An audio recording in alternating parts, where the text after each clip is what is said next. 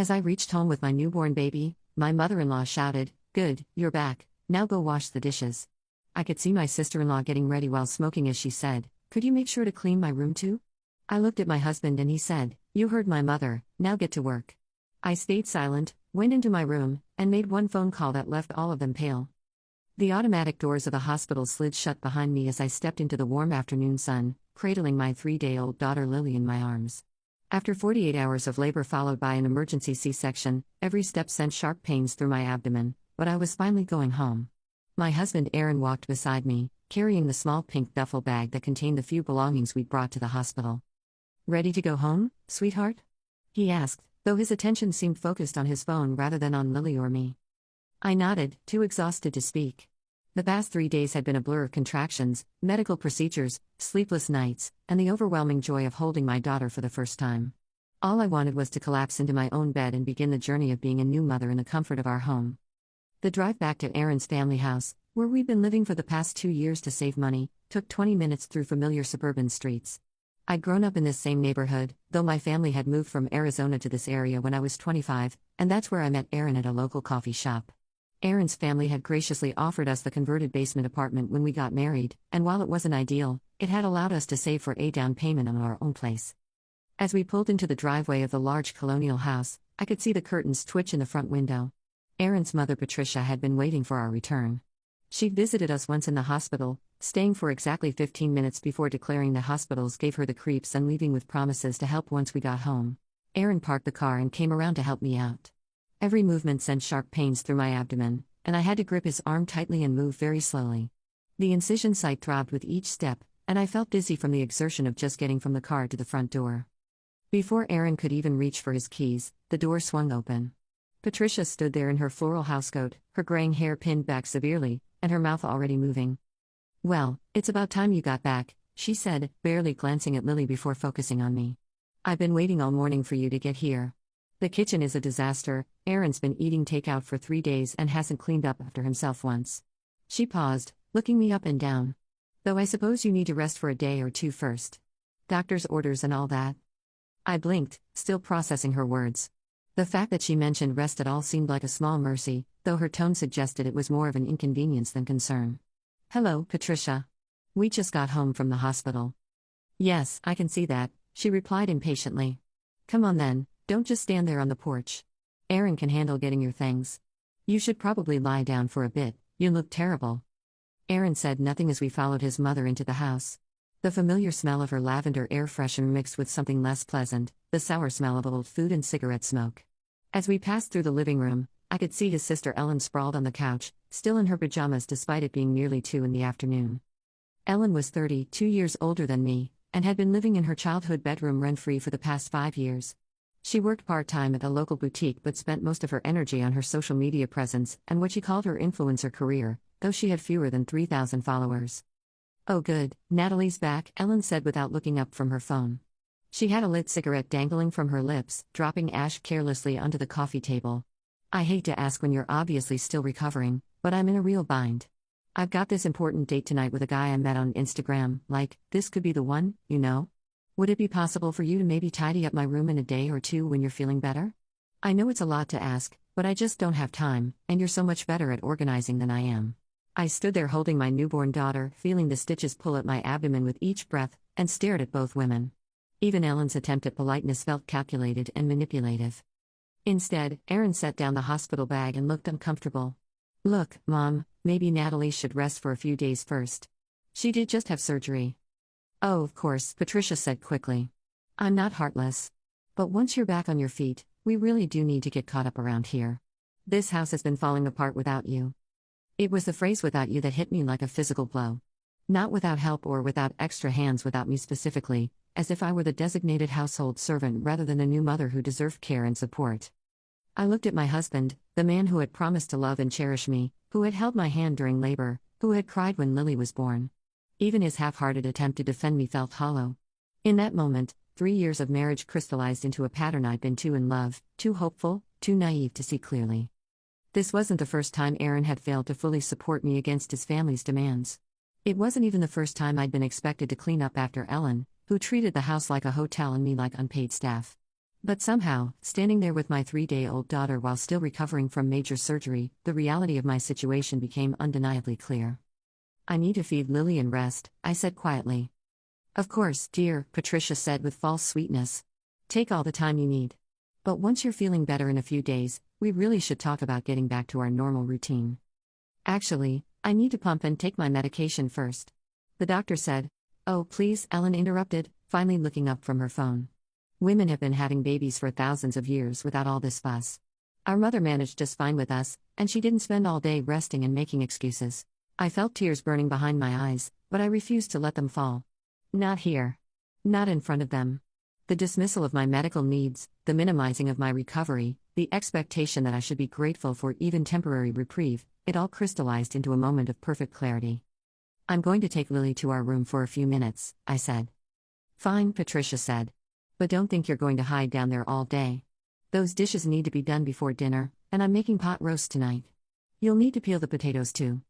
I walked carefully down the narrow stairs to our basement apartment, each step sending fresh waves of pain through my midsection.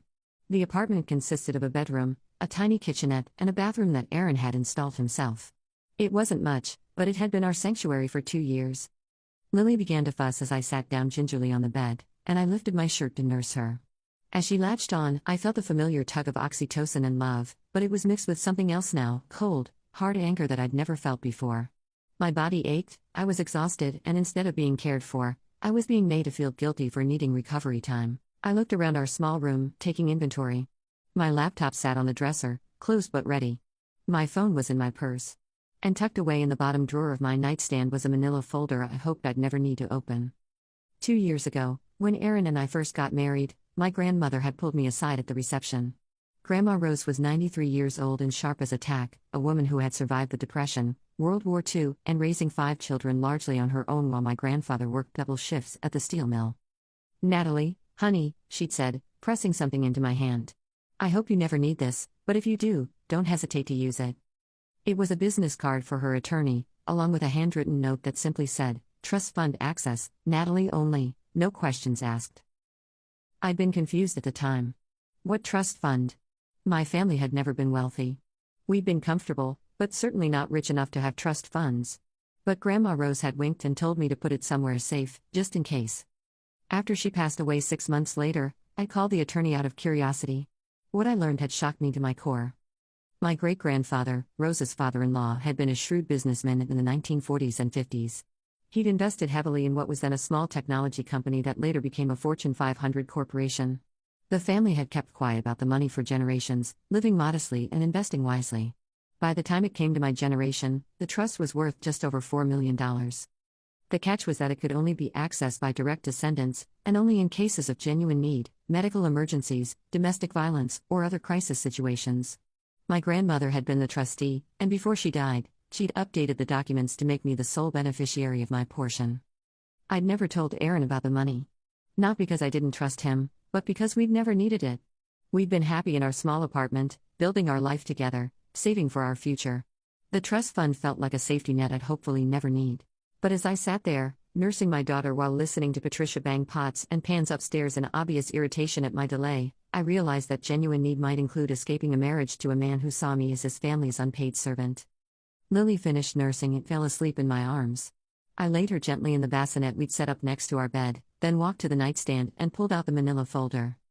Inside was the attorney's business card, the trust documents, and a letter from my grandmother that I'd never opened. With shaking hands, I unfolded the letter. My dearest Natalie, if you're reading this, it means you're in a situation where you need help, and I'm no longer there to provide it myself. I want you to know that your great-grandfather made this money not just for security, but for freedom. He grew up poor and powerless, and he never wanted his descendants to feel trapped by circumstances or other people's expectations. I've watched you your whole life, sweetheart. You're kind and generous to a fault, always putting others before yourself. While those are beautiful qualities, they can also make you vulnerable to people who would take advantage of your good nature. This money isn't just about financial security, it's about choices.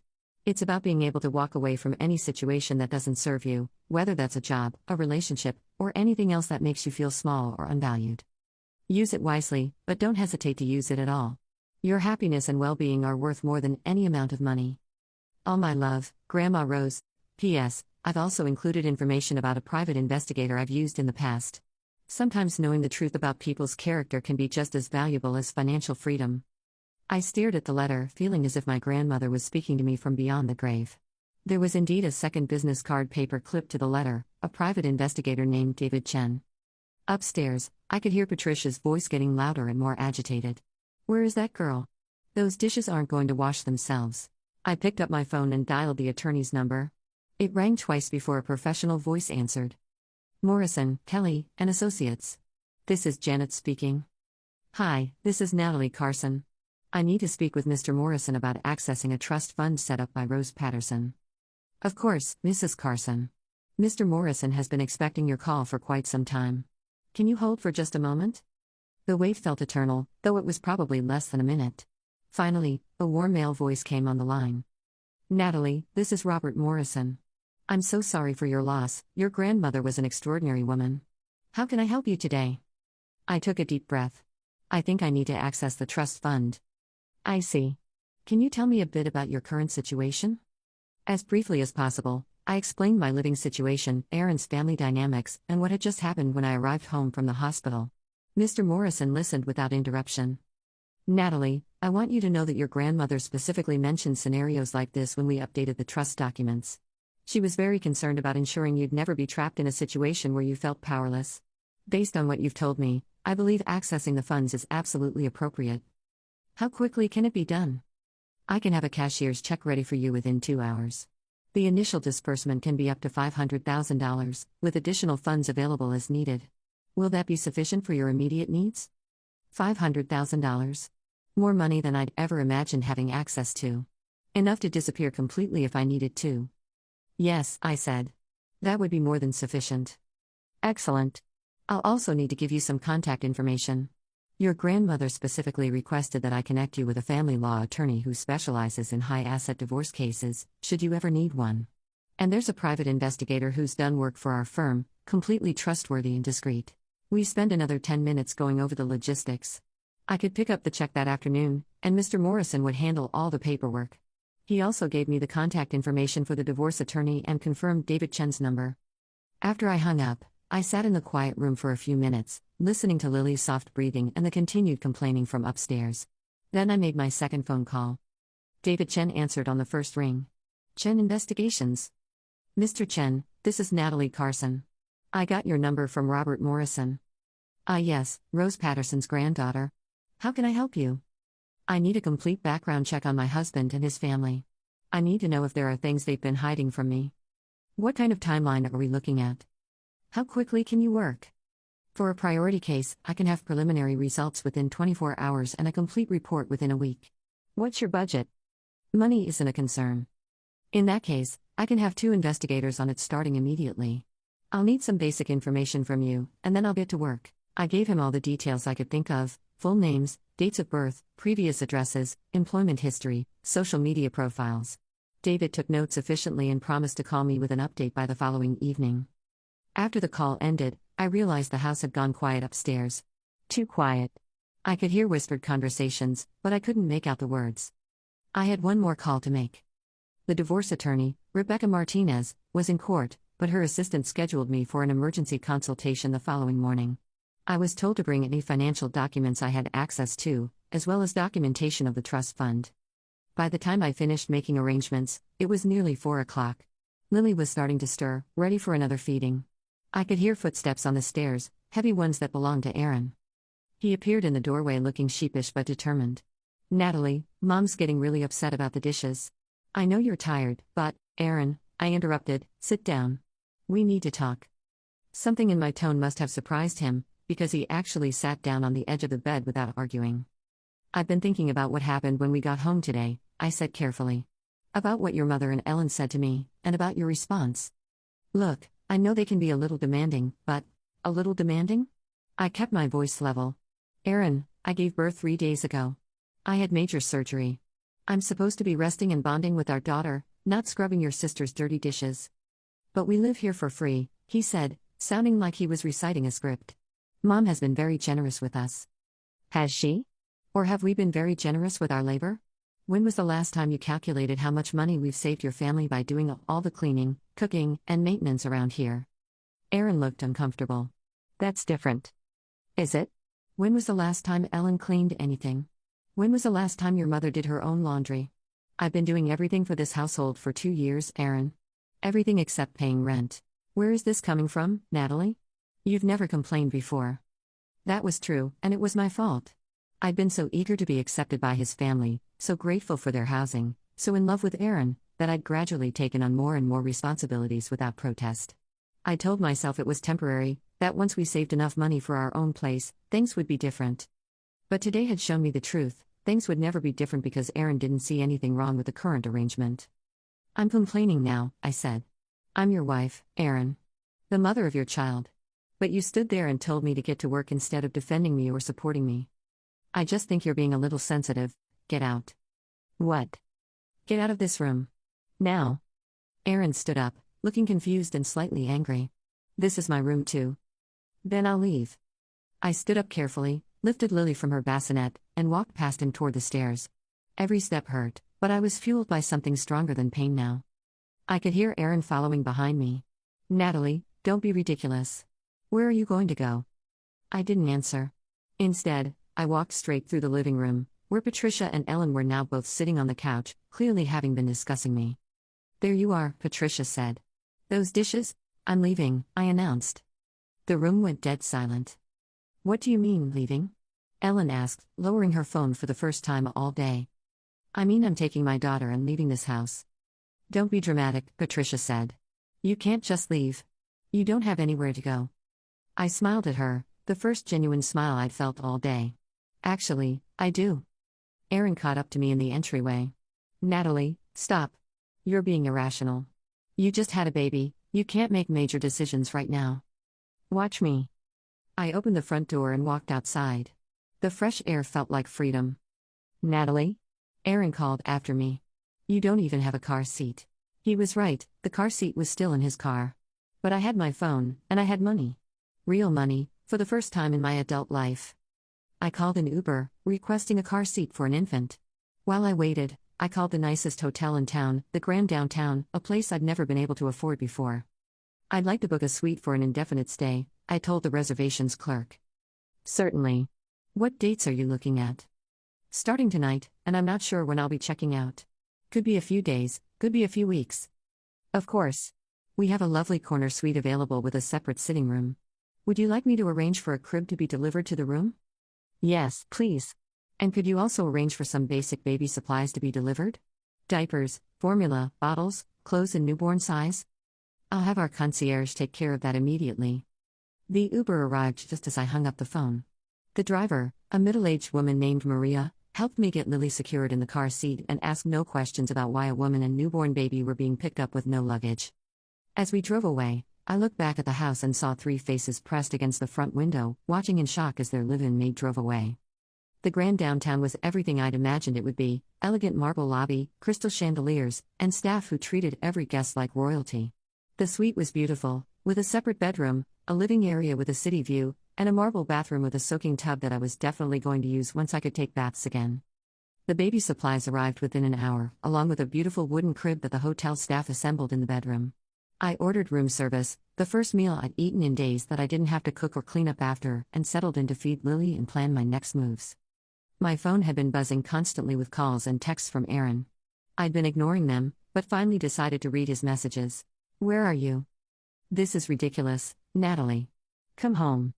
My mom is upset. You need to apologize. You can't just take Lily away from her family. I know you're at a hotel. This is a waste of money we don't have. The last message made me laugh out loud. Money we don't have. If only he knew.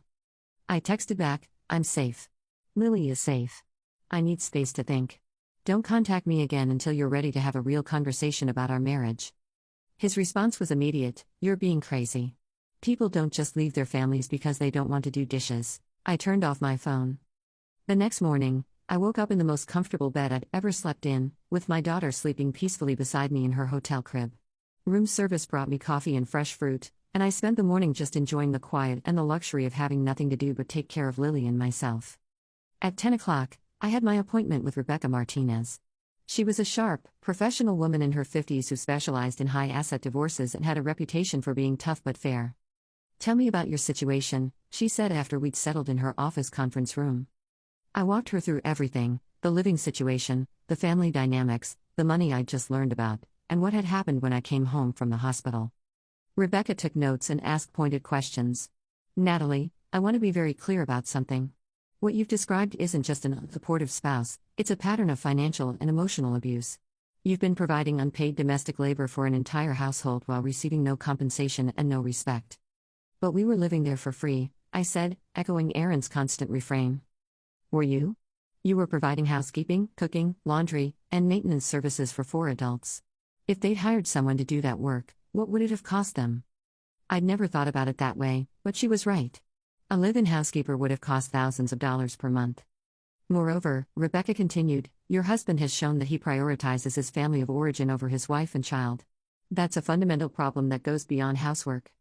We spent 2 hours going over my options.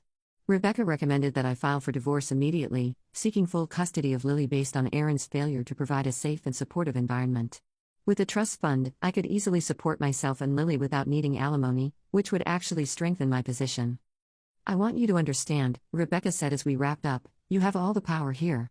You have financial independence, you have a clean history, and you have documentation of their behavior.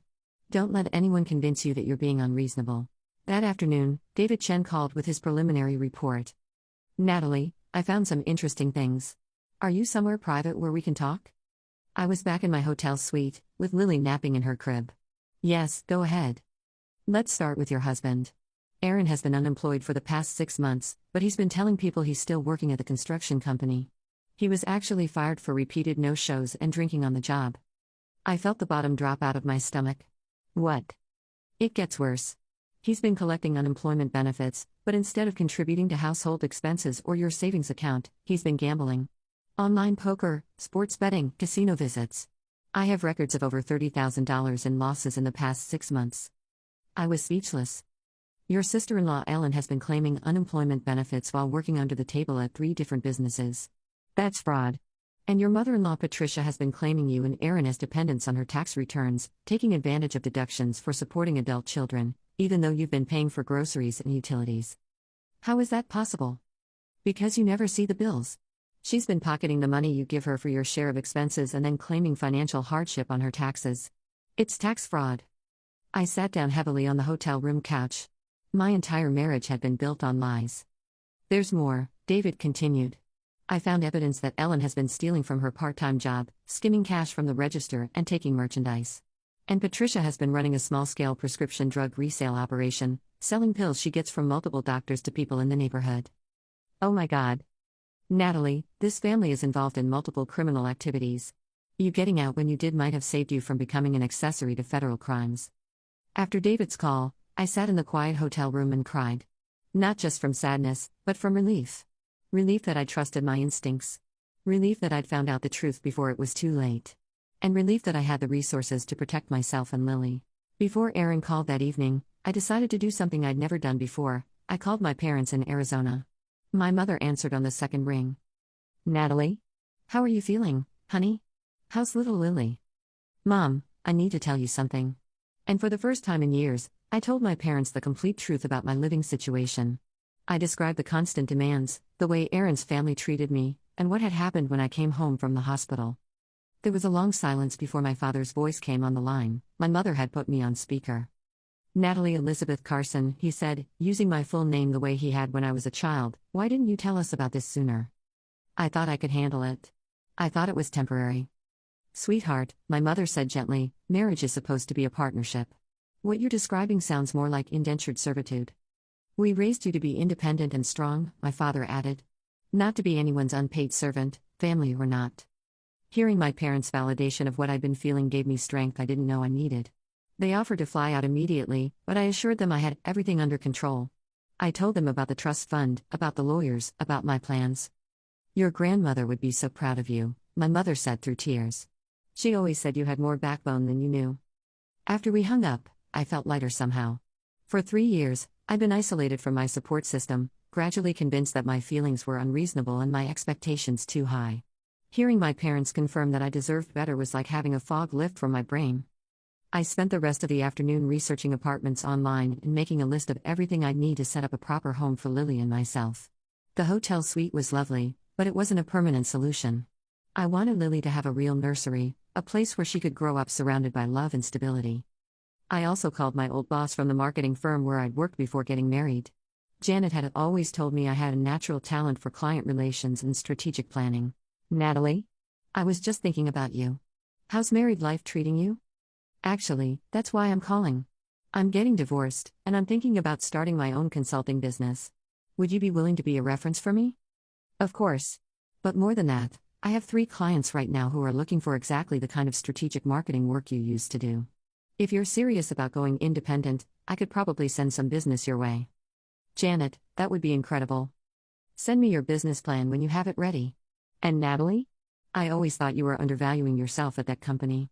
This might be the best thing that ever happened to your career. By the time the sun was setting over the city, I had 3 potential clients lined up, a short list of apartments to view, and a clear vision of what my new life was going to look like.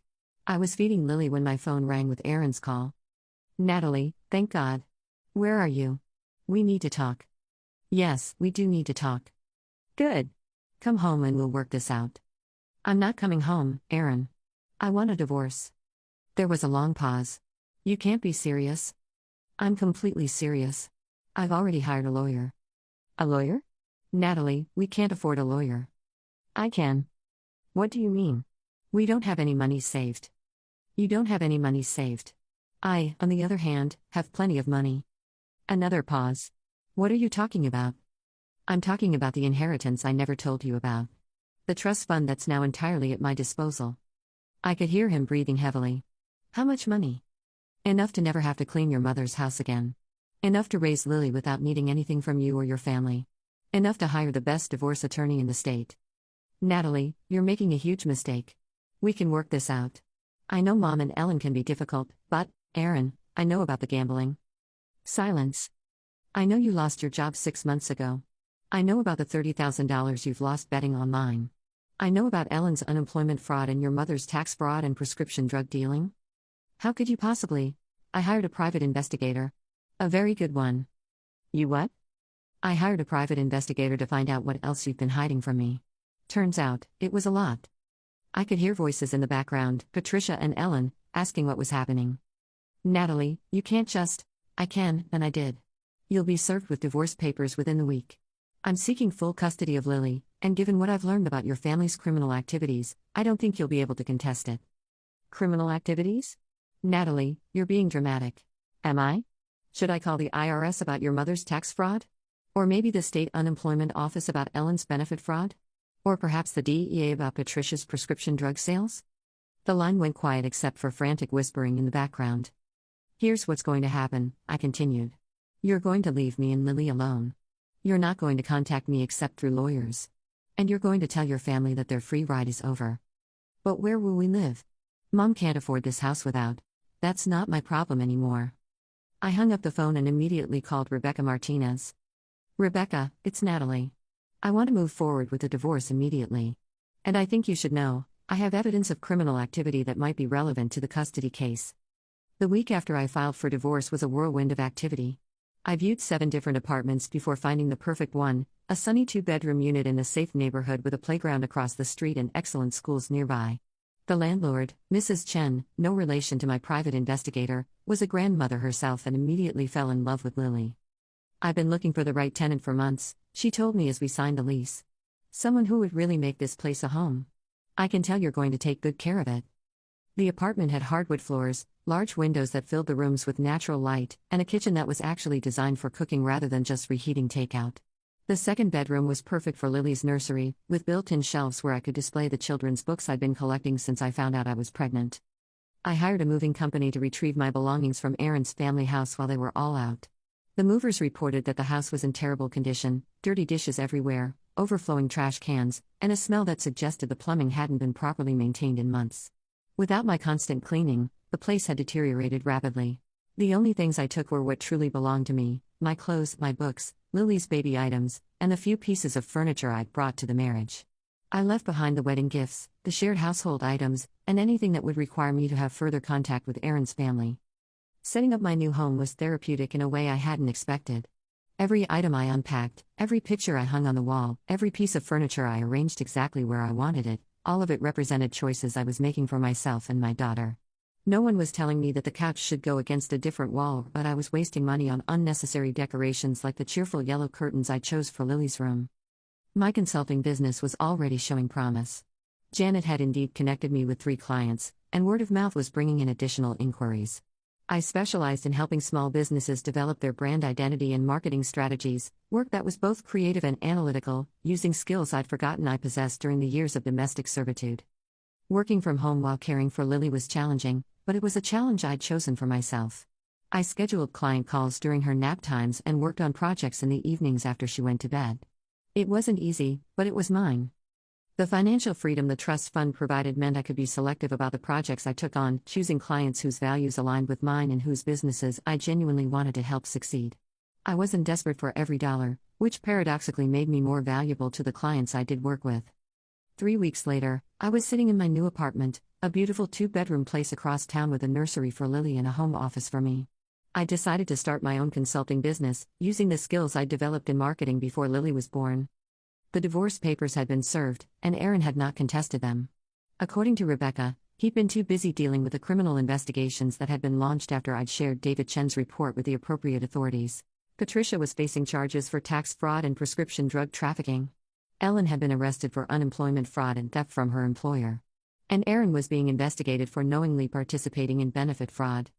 I felt no satisfaction in their legal troubles, but I felt no guilt either. They had made their choices, just as I had made mine. My phone rang as I was giving Lily her evening bottle. The caller ID showed my cousin Lisa's number. "Natalie? I just heard from Aunt Mary about everything that happened. Are you okay?" "I'm better than okay," I said honestly. "I'm free. I can't believe Aaron's family was doing all that illegal stuff. And I can't believe you had a secret trust fund this whole time." I laughed. Neither could I, until 3 weeks ago. Grandma Rose always said she had surprises up her sleeve. She certainly did. "So what's next for you?" I looked around my new apartment, at the pictures I'd hung on the walls, at Lily sleeping peacefully in my arms, at the business plan spread out on my coffee table. "Everything," I said. "Next is everything." 6 months later, Lily and I had settled into a routine that felt like the life I'd always wanted but never dared to dream I could have. My consulting business was thriving, with 3 regular clients and a waiting list of potential projects. Lily was healthy and happy, reaching all her milestones and charming everyone she met. I'd heard through mutual friends that Aaron had eventually found a job at a different construction company, but at much lower pay than his previous position. Patricia had lost the house and moved into a small apartment. Ellen was living with a friend and working at a gas station while completing court-ordered community service. I felt no schadenfreude about their situations, but I also felt no regret about my choices. Sometimes the most loving thing you can do for people is to stop enabling their destructive behavior, even when those people are family. The trust fund had given me more than financial security, it had given me the confidence to believe I deserved better than I'd been accepting. Grandma Rose had been right, sometimes the most important thing money can buy is freedom from situations that make you feel small.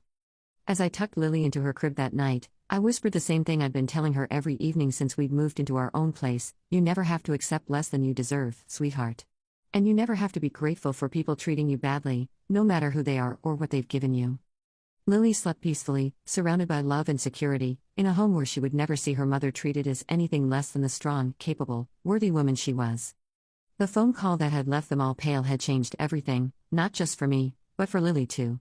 She would grow up knowing that women don't have to choose between love and respect, that families should lift each other up rather than tear each other down, and that sometimes the bravest thing you can do is walk away from people who don't value you.